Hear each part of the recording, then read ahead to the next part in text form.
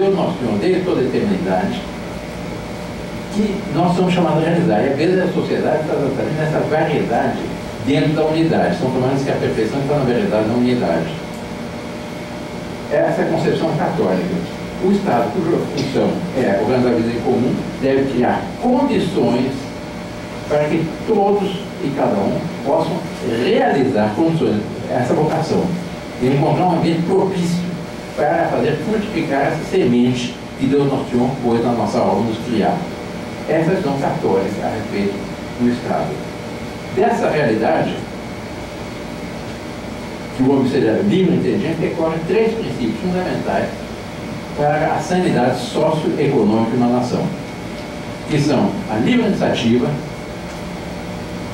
Nós não precisamos, o Santo Padre Bento XVI disse isso pessoalmente na sua encíclica Deus Caritas Est, nós não precisamos de um Estado que esteja querendo regulamentar a nossa vida em todos os seus detalhes. Não é essa a função do Estado. Por quê? Porque o homem sabe o que ele precisa. Ele não precisa de um Estado que esteja sendo uma espécie de tutor que lhe mantém uma posição mentecapto em que tudo ele fica dependendo do Estado. Em segundo lugar, a propriedade privada. A definição mais perfeita, mais cristalina de propriedade privada, que é um direito natural, é do Papa Leão XIII, na sua encíclica Renovarem. Trabalho acumulado. Eu trabalho dia a dia para o sustento. Eu trabalho algo a mais do que o necessário para o sustento. Eu acumulo esse algo a mais dia após dia. Com isso, eu compro minha roupa, meu automóvel, minha casa, a minha empresa, minha fazenda, ou que seja, de acordo com a minha vocação específica, aquele chamado de Deus que eu tenho no meu ser. É um direito natural que antecede o Estado. E o Estado não tem o direito, há vários documentos pontifícios, são muito categóricos nesse ponto, o Estado não tem o direito de violar esse princípio da propriedade privada. Todos esses planos de reforma agrária, reforma urbana, etc., do Estado, são, do governo brasileiro, PNH, são categoricamente contra a doutrina católica. Eu poderia citar vários textos pontifícios sobre isso, que eu não me alongo, porque seria demais. Mas, para resumir, o que eu digo, Santo Agostinho, na Cidade de Deus, exatamente diz isso. Imagine uma cidade, uma região, uma nação, que todos cumprissem o 10 mandamentos da lei de Deus. Que problemas haveria? Tem. Seria o que nós rezamos todo dia no Padre Nosso. Venha nosso vosso reino, seja feita a vossa vontade, assim na terra como no céu. Não precisa de milhões de leis como temos no Brasil. Aliás, uma coisa bonita.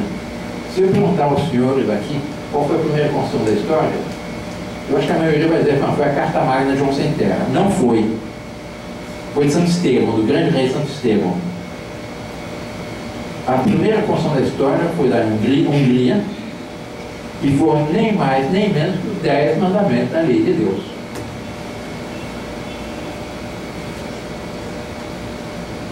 Quanto mais virtuosa for uma sociedade, menos leis serão necessárias e mais liberdade no verdadeiro sentido da palavra. Pelo contrário, quanto menos virtuosa, mais polícia, mais lei, mais tirania. E é o que nós vemos no Brasil atual. Nós vivemos uma verdadeira camisa de força, com uma legislação absolutamente absurda, que procura regulamentar a nossa vida nos menores detalhes, com penalidades, multas, etc. Por exemplo, um mínimo detalhe do que seja a legislação brasileira. Está sendo votada atualmente uma lei de defesa dos direitos dos animais, pelo qual, se eu abandonar um cachorro, são 4 anos de prisão. Se eu abandonar, não, meus pais já faleceram, mas se meu pai estivesse vivo, fossem idosos, se eu abandonasse meus pais, seriam 2 anos de prisão. O cachorro tem 2 vezes mais direito que um ancião, que um pai de família. Essa é a loucura do Brasil. O Estado que abstrai de Deus tende, inevitavelmente, a querer regulamentar tudo os seus detalhes. Ele ruma inexoravelmente para toda sorte de absurdo, toda sorte de arbitrariedade, toda sorte de totalitarismos, de tiranias.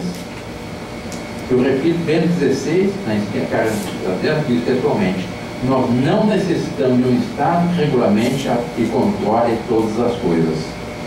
Não é essa a função do Estado. A função do Estado é organizar a vida eleitoral em comum. E o que veremos ao analisarmos o PNH 3, as ameaças que pairam sobre o Brasil, sobre o PNH 3, que continuam, porque nós vamos ver, eles vão aplicando pouco a pouco na teoria salame, é exatamente essa tendência totalitária que abstrai de Deus e do direito natural. Eu, graças a Deus, sou católico. Eu não sei pensar fazendo a abstração de Deus. Pensar fazendo a abstração de Deus é tão absurdo quanto querer ver fazendo a abstração da luz.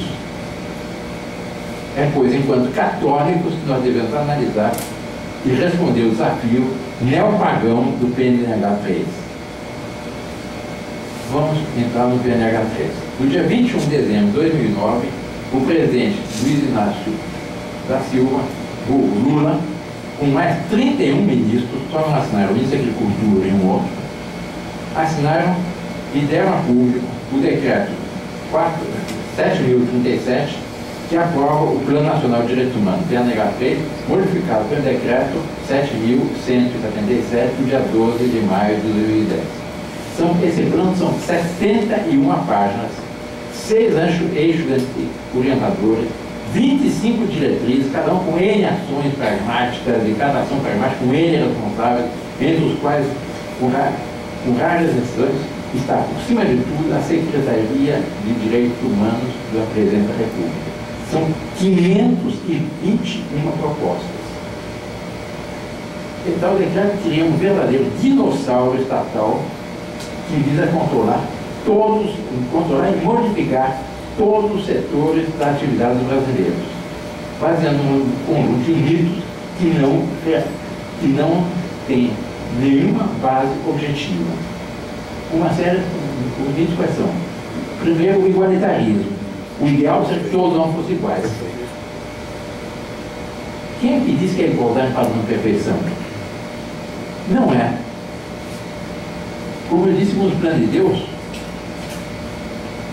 não há duas vocações uma igual à outra. Os homens nós somos iguais porque são todos filhos de Deus.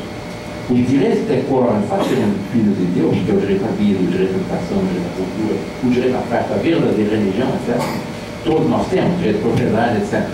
Mas, no mais, nós somos diferentes. A beleza da sociedade está exatamente nessas diferenças, em que as diferenças devem ser proporcionais, harmônicas, hierarquizadas e complementares, exatamente como na sinfonia. As notas são proporcionais, harmônicas, hierarquizadas e complementares. Se a igualdade fosse o padrão de perfeição, qual seria a música mais bonita? A Sirene da Ambulância. Uma nota só. Assim como a beleza da sinfonia está nessa complementaridade harmônica, hierarquizada, a beleza da sociedade exatamente está nessa complementaridade, no qual o relacionamento é baseado não na lei, mas na caridade cristã. No amor a Deus sobre todas as coisas, meu próximo a si mesmo por amor de Deus. Eu vejo meu próximo como irmão do nosso Senhor Jesus Cristo.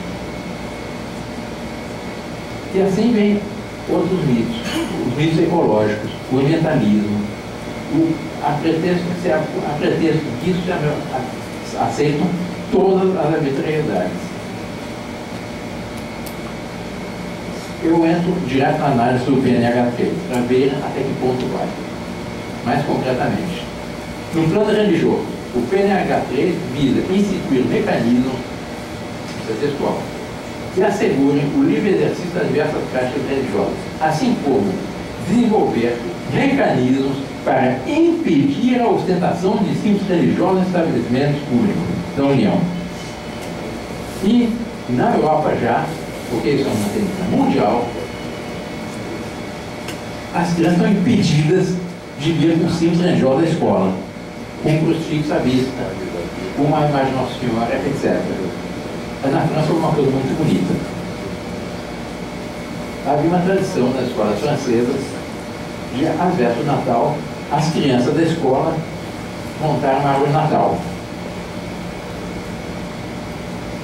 E montaram a árvore de Natal. A diretora mandou tirar imediatamente a árvore de Natal, proibiu a árvore de Natal. No dia seguinte, todas as crianças da escola chegaram fantasiadas de árvore de Natal. É uma reação encantadora das crianças. O Estado com isso desconhece as raízes católicas da história e da imensa maioria da população brasileira, abrindo as portas escancaradamente para a bruxaria e o satanismo. É proibido, o governo disse, não pode ter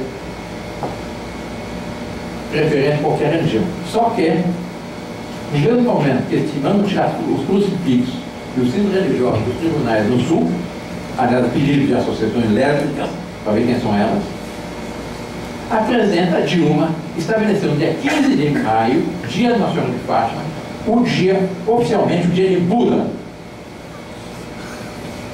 O que o Brasil tem a ver com Buda?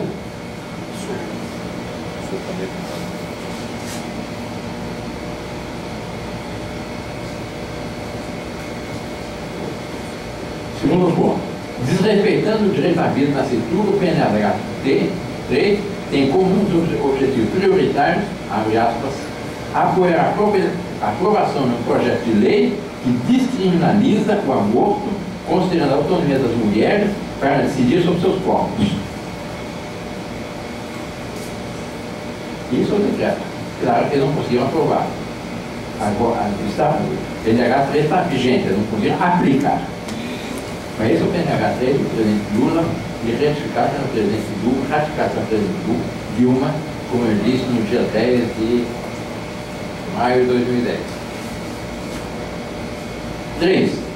Visando expressamente desconstruir a célula familiar, ignorando o direito das crianças de nascer e ser educadas no seio de uma família normal, o PNH 3 visa, abre aspas, apoiar o projeto de lei que disponha sobre a união civil de pessoas do mesmo sexo e promover ações voltadas à garantia do direito de adoção por casais homoafetivos e reconhecer e incluir no sistema de informação do serviço público todas as configurações de família constituídas por lésbicas, gays, bissexuais, travestis, transexuais, LGBT, com base na desconstrução, vejam bem essa expressão, desconstrução da heteronormatividade. Quer dizer, não se tem mais o direito de defender que o homem é diferente da mulher. E eu tenho aqui, nem mais nem menos, aqui é uma representação OEB, da Bahia, mas um Estatuto da Diversidade Sexual da OAB, que é a coisa mais monstruosa que eu já vi no Brasil. Em outros países são piores. Mas que prevê que as crianças, da toda a ideologia do gênero, a doutrina do gênero, que a pessoa não é questão de ser homem ou mulher, ele vai ter que escolher ser homem ou mulher. A partir de 14 anos, as crianças já vão ser preparadas, vão poder fazer escolha e vão sendo preparadas pelo Estado, está aqui textual, para, aos 18 anos, fazer uma operação. Como se era outra operação, que às vezes qualquer coisa fosse mudar a natureza da força, como o ser humano, como foi criada por Deus. Na Europa, na Inglaterra, está vendo que a barbaridade disso? A partir dos 10 anos para as meninas, de 12 anos para os meninos, já dão remédios para atrasar a puberdade, para ele poder escolher, depois vai ser homem ou mulher. E a partir dos 14 anos, dão hormônios para o menino ficar feminado ou a menina ficar masculinizada. E dos 18 anos faz essa operação maldita. É para isso que nós caminhamos, por isso exatamente